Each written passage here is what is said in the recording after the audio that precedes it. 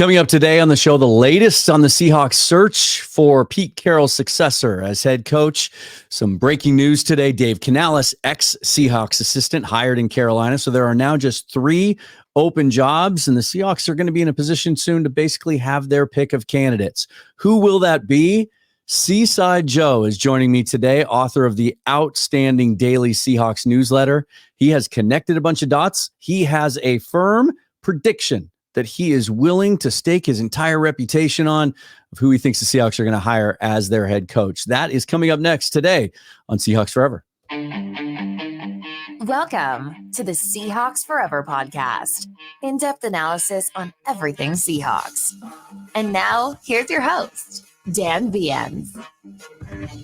Hit that like button, subscribe to the YouTube channel, hit the bell for notification of new episodes. If you prefer audio episodes, subscribe on any podcast platform you prefer. And if you want to listen to episodes without ads, you can subscribe on Spotify for under $1 a month.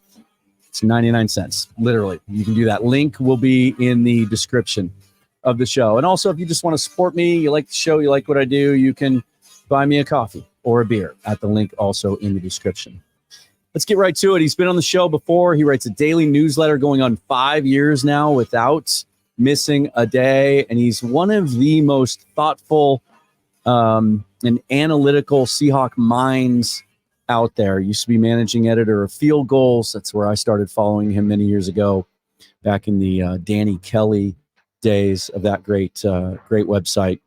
And he was kind enough to join me again earlier this morning to give his prediction and also his thoughts on just what's going on with the search. And maybe why Dave Canales wasn't a candidate here, even with his history here. Canales hired today by the Carolina Panthers. Let's get right to it. This is my interview earlier today with Seaside Joe.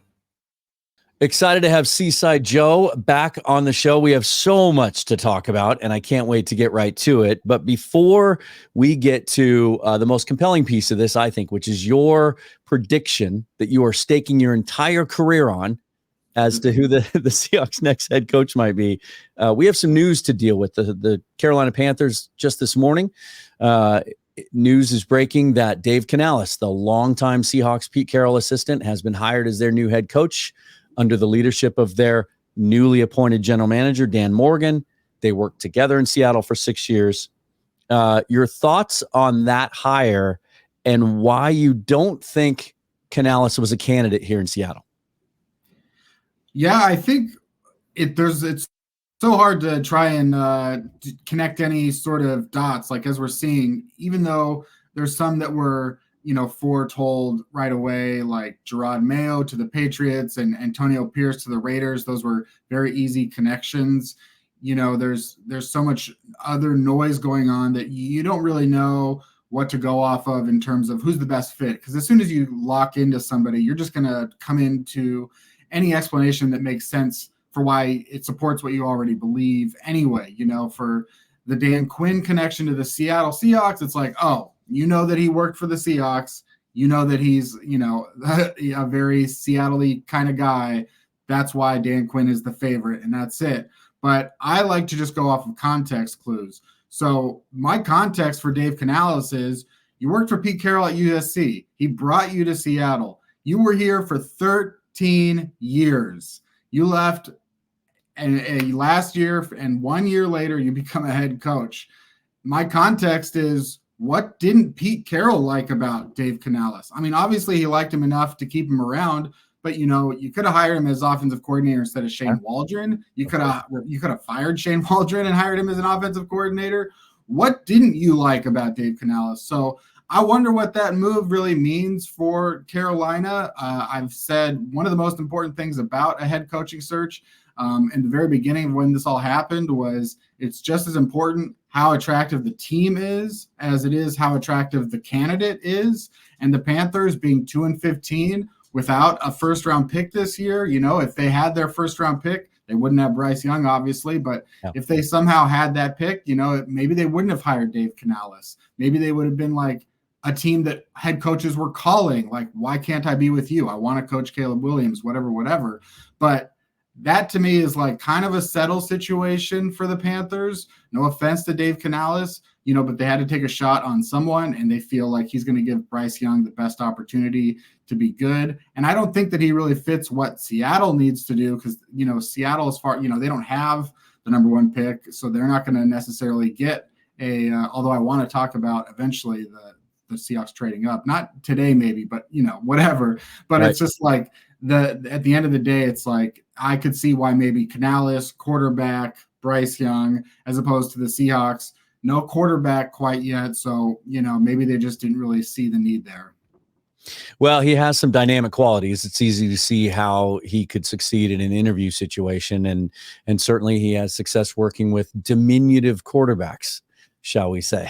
That's true. And so now there are only 3 jobs left. The Seahawks, the Commanders, and the Falcons. Who knows what's going on with the Falcons? They're all over the place. But before we talk about who you specifically think may end up being the choice here, before we do that, this is our first chance to talk since Pete Carroll was removed as head coach. It's been 2 weeks now. You've had a chance to digest this from every angle possible. Your thoughts on that move? I'm fine with it. You were saying before how the move, maybe we didn't expect it to happen this year. And it's funny how a couple of years ago, that's what everyone was saying about the Russell Wilson trade. So it feels like this is the second time in a couple of years that the Seahawks, did something maybe that we all kind of expected to be happening soon, but they did it maybe a year before we thought they would. The Russell Wilson trade, worked out pretty well for them, if not, great for them.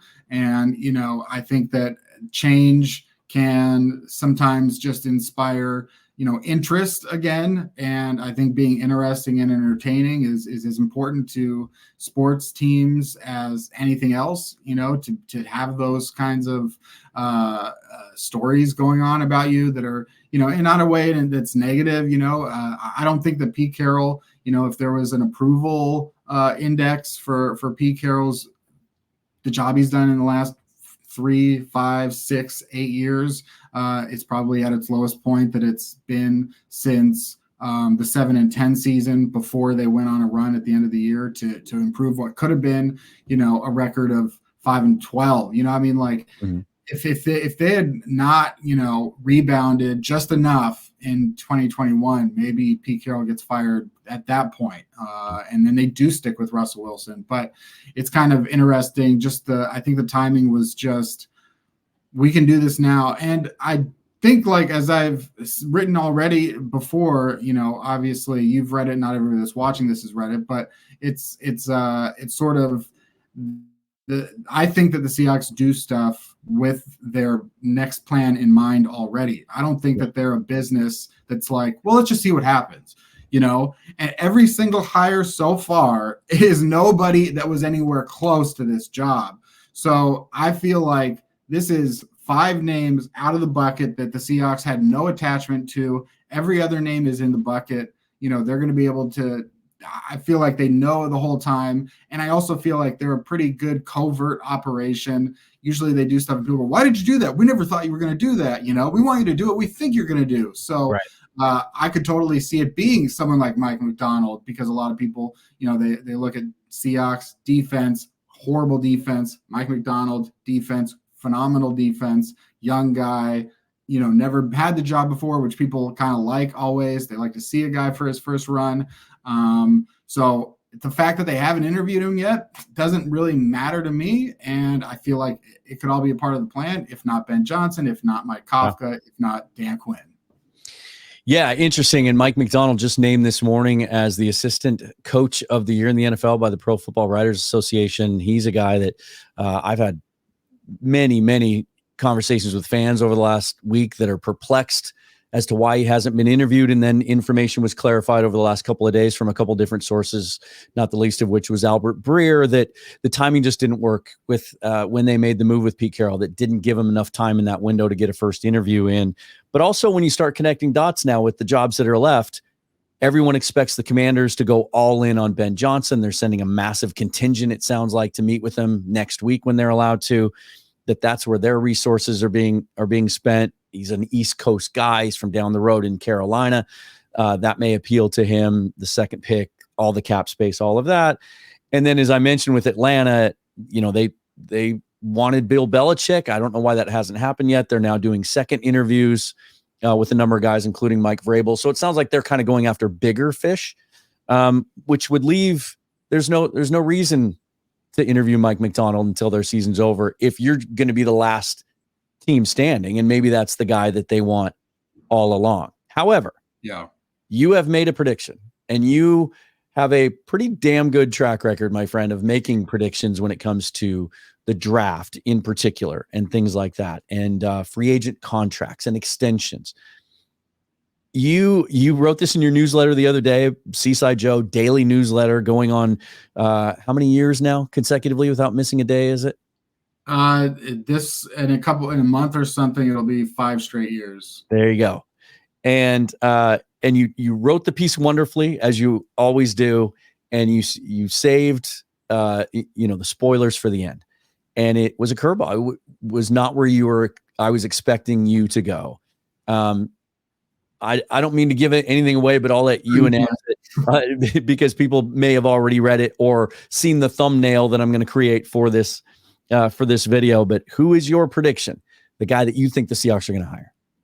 Well, I mean, it's so interesting because as I wrote at Seaside Joe, it's such a weird thing to be predicting. The Seahawks haven't really done this ever, not in the internet age. It was Pete Carroll was the guy. Mm-hmm. Jim Moore was contracted to be the guy. Mike Holmgren was the guy.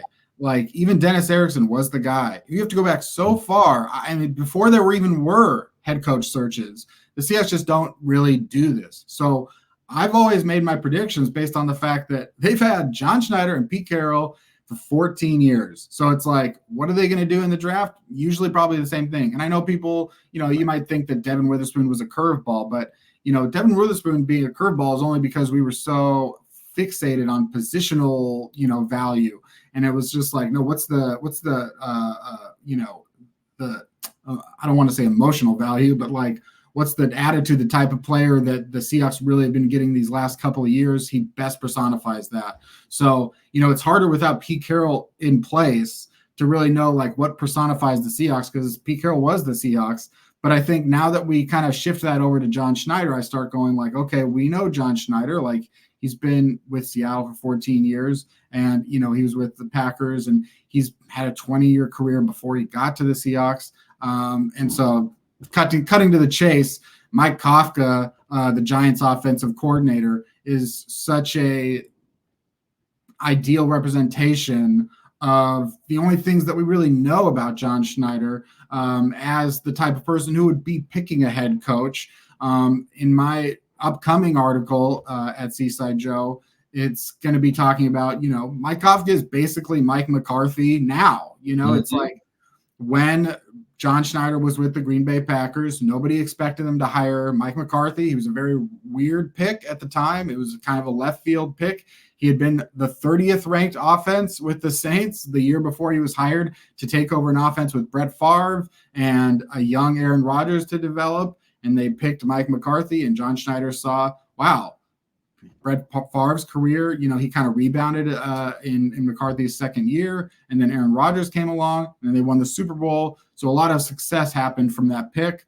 Mike Kafka was Patrick Mahomes' quarterback coach. Patrick Mahomes, you can read an article at The Athletic that I just read last night from a little while back that Mike Sean Duggar had tweeted out. And it was just talking about, how this is a guy that, Patrick Mahomes credits so much with his own development and success and bringing him along in the right way. And then he was the Chiefs passing game coordinator. He won 2 Super Bowls. He was in another Super Bowl. So he's been a part of this championship experience. He wasn't the head coach of those teams, but the Seahawks have constantly fixated on coaches who have won Super Bowls or national championships in their past. So it's like he's had that success. First year with the Giants is a phenomenal success. He makes Daniel Jones into something. Yeah. And this last year, just doesn't really count that much for Mike Kafka.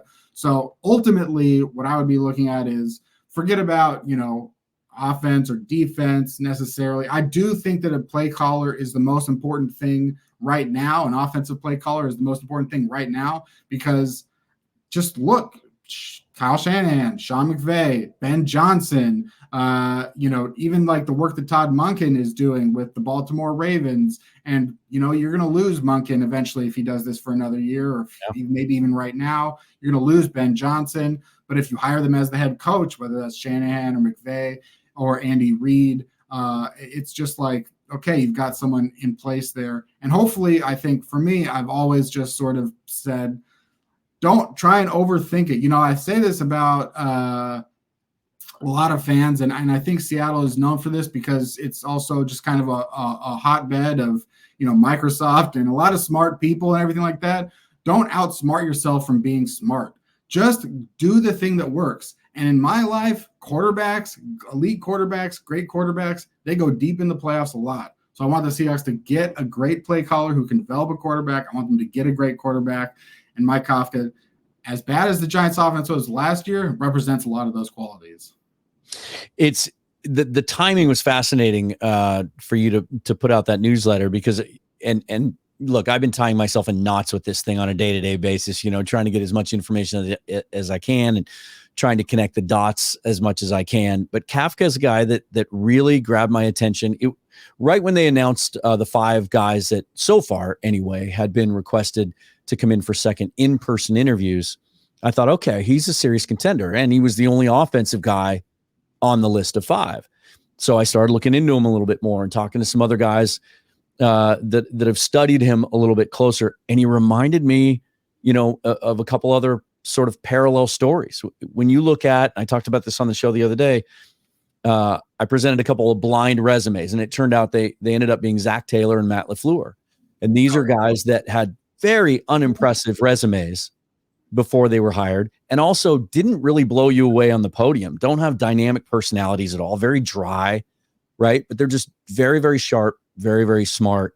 And they were able to assemble a staff and run a program. And they've both been very successful. But if you look at what they did as coordinators, neither of them had a lot of play calling responsibility. And when they did, in the case of Zach Taylor, he had 5 games of calling plays, and they were bad. and so you look at Mike Kafka, and 3 years ago, he was such an up-and-coming star that the Kansas City Chiefs blocked him from interviewing with the Philadelphia Eagles because they didn't want to lose him. And at that time, he was only a quarterback's coach. Yeah. And so, this last year, that's what fans throw at me when I bring up Mike Kafka is, what about last year? I'm glad you mentioned that it's a throwaway year. When you're trying to win with Tommy DeVito, and Saquon Barkley was, missed some games and then wasn't 100% in some of the other ones that he played. Terrible offensive line, lots of issues there that we saw up close when we beat him on Monday Night Football. Let me ask you. Name a Giants wide receiver. Yeah, very, very uninspiring group. I mean, Darius Slayton and Wan'Dale Robinson. Sterling Shepard. I mean, these are guys I know that they their big thing was adding Darren Waller. He didn't, I think he was hurt, right? So it's just like, man, they had nobody out there. Yeah. When you watch Kafka, when you look into him, what is it about how he schemes an offense or runs an offense that stands out to you? Well, I mean, again, just like those context clues, like you were mentioning, the all the stuff with Kansas City and going back to his college days, and as soon as he was like, yeah, I guess I'm not an NFL quarterback, it's like that's the realization that some players have to make. Is like, okay, I guess I'm not good at this enough to stick in the league or start or whatever. Pat Fitzgerald calls him up, dude, you got to come coach for me at Northwestern. I mean, come on. How many guys have you known? And then as soon as it's he's at Northwestern, it's like, oh, he's got some coaching. Andy Reid, dude, you got to come coach for me. You got to be my coach, And as soon as it's just everywhere you go, these guys that just ascend so rapidly, sometimes they're going to burn out, right? Sometimes it's just you're not Sean McVay, whether that's Josh McDaniels or whatever it is, these very young coordinators, they don't always work out, of course, but sometimes they do. The Giants offense, I understand, just in the terms of what they run with it's just so crazy to think about, everything that they've done with Daniel Jones and limiting his mistakes. And he was the most mistake-prone quarterback like in the NFL. And then he comes in and he has 5 interceptions in that 1 year where he was healthy. And I look at it and I'm just like, okay, so yes, they do have Andrew Thomas, who's a very strong, left tackle, probably better than Charles Cross at this point, whatever, but Andrew Thomas not being a very healthy guy. Then you just look at over everything else that they've got. The Seahawks are just such an upgraded unit for what the Giants have, that we may see a completely different version of both Mike Kafka and Geno Smith, because you just can't really do what you would do in New York as you could do with DK Metcalf and if Tyler Lockett's got any more time left in him and all these other weapons that they have. So I'm not really feeling like I can be an authority on their personnel and scheme and all that kind of stuff. But in terms of what he could do with, an upgraded unit, because it's just like with Ben Johnson too. I think that the Lions and the Seahawks probably have more personnel similarities than people even really recognize. Absolutely.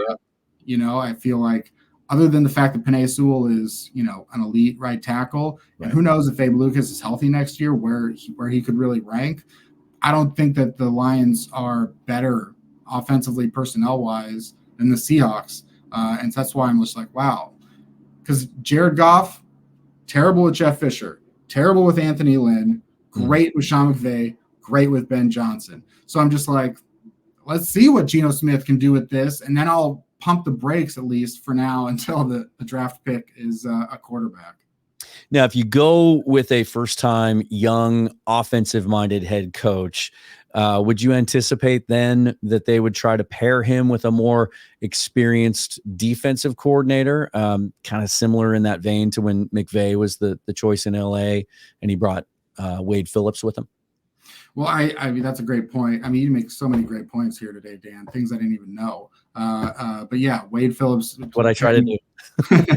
Wade Phillips was a great first 3-year defensive coordinator for Sean McVay. And I think ultimately, even when Brandon Staley was the defense coordinator of the Rams and they were ranked first in points, nobody thought that the defense was great. It was just like they were just, it's just always just about the offense. But yeah, I mean, there's so many more defensive coordinator options out there than there are offensive coordinator options out there. Like you said, protecting Kafka, or whether it's the 49ers protecting Mike McDaniel, for as long as the team can, you better hire that guy as a head coach, because we're not going to let him go. We'll make up new coordinator roles to just make sure he doesn't leave. That's what we'll do. Defensive coordinator, yeah, take him, whatever. You can get Brandon Staley, you can get, I don't know, just because I'm going off the top of my head, but the Cowboys got Dan Quinn, and he's been great for them as the defensive coordinator. So it's like, no matter who it is, it's like I could see a list of 10 plus defensive coordinators that don't even have jobs right now. I mean, Mike Vrabel doesn't have a job right now. Bill Belichick doesn't have a job right now.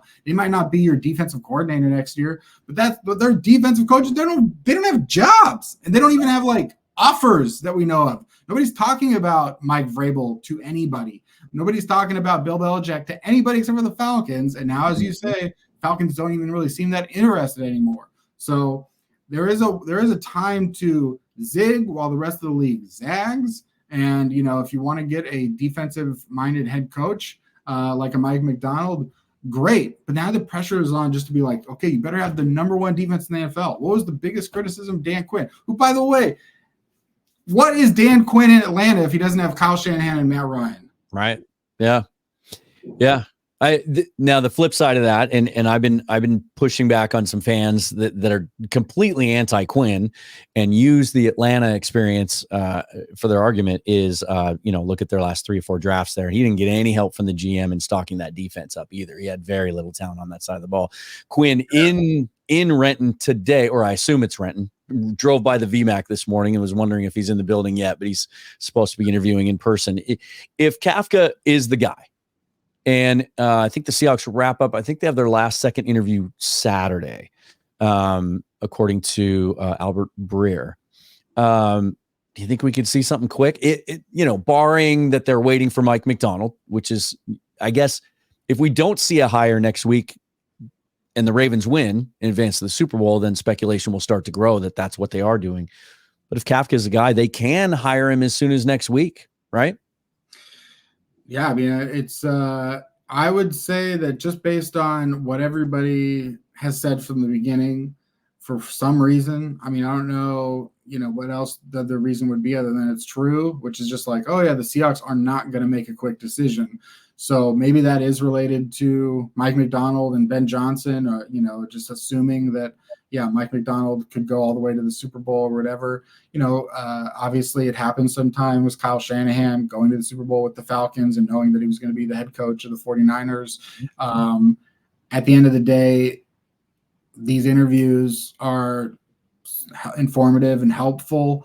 But like I said, I think the Seahawks didn't make a decision on Pete Carroll without knowing, like, okay, this is our 1A, this is our 1B, and we're like very plugged in. Like, nobody has been more plugged into the league, it seems like, than John Schneider, and he's right up there with anybody else that knows what's going to happen. Yeah. So I think like that is a part of it where they could have this whole time said, man, these last 2 years, they've had Mike Macdonald and Ben Johnson games to watch and to study and to talk around the league and to know what it is. So if the Mike Macdonald thing was accidentally screwed up, that's kind of weird. If it was just like, it just happened, or if it was intentional, I still think like they could talk to Mike Macdonald and go into that meeting just as fans went into this whole situation going like, this is the guy I want.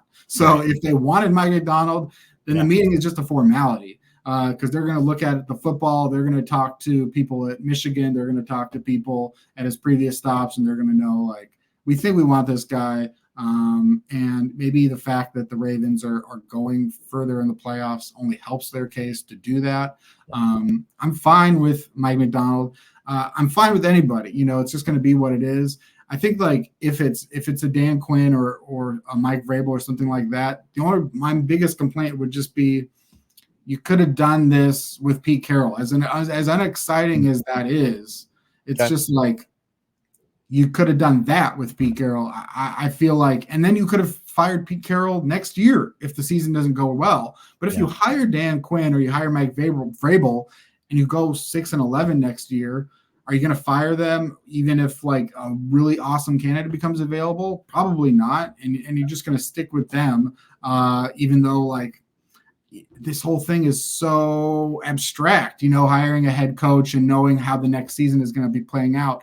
And I'll add one more thing, which is just like, no offense to this guy who might end up being a very good coach who,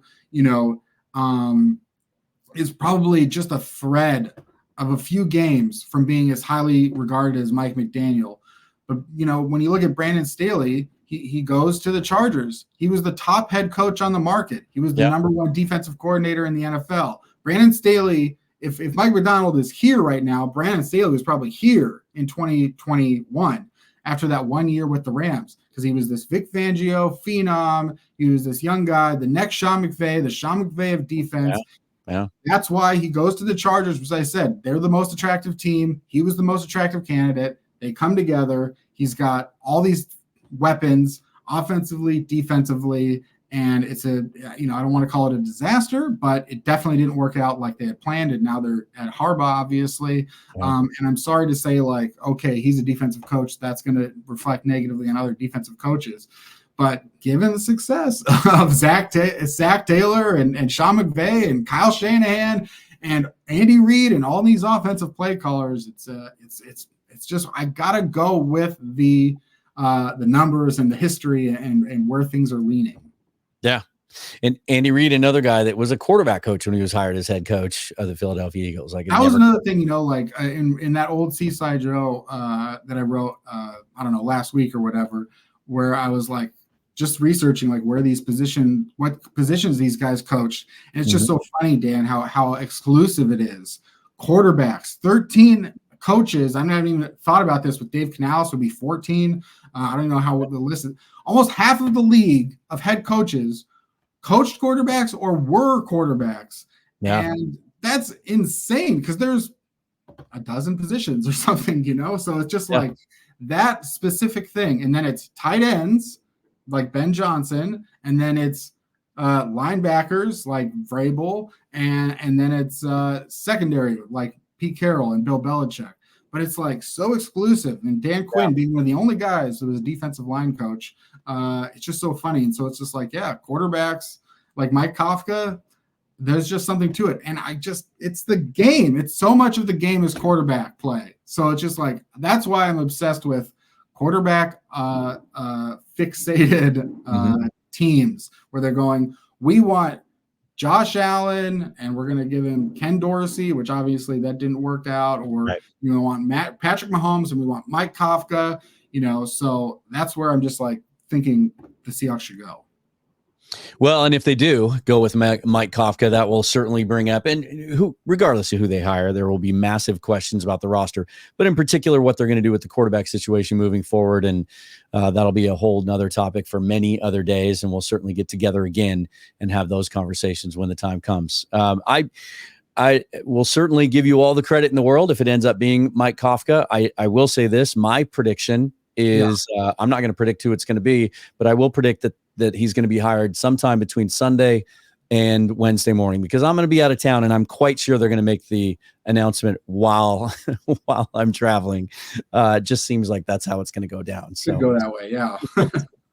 Let people know about the newsletter again, how they can find it, subscribe to it, and read your stuff. Yeah. Thanks, Dan. It's www.seasidejoe.com, or you could Google Seaside Joe. It's probably even easier. Still have to figure out this Google indexing thing where I have to not just say www, but Seaside Joe. We're coming up on 1,800 straight days of posting at least one article about the Seahawks. So that's kind of the gimmick that I'm going with. And so, as you said, almost 5 years without missing a single day. So check that out if you like the Seahawks and you don't mind me hanging out in your email inbox every day.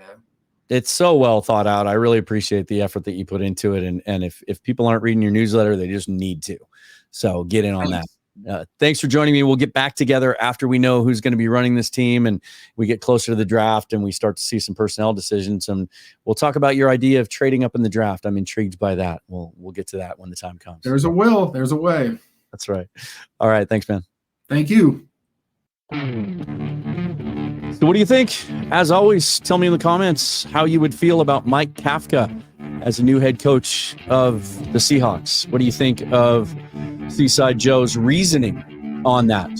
And as always, as we've been discussing amongst ourselves for the last couple of weeks, some great feedback from you guys. Who do you like now as your favorite candidate to succeed Pete Carroll and take over the helm as the Seattle Seahawks coach? Follow me on Twitter, as always, at Seahawks Forever. And once again, like this video and subscribe to the channel. I will be back. I'll be back tomorrow with some more news and notes, rumors, dot connecting.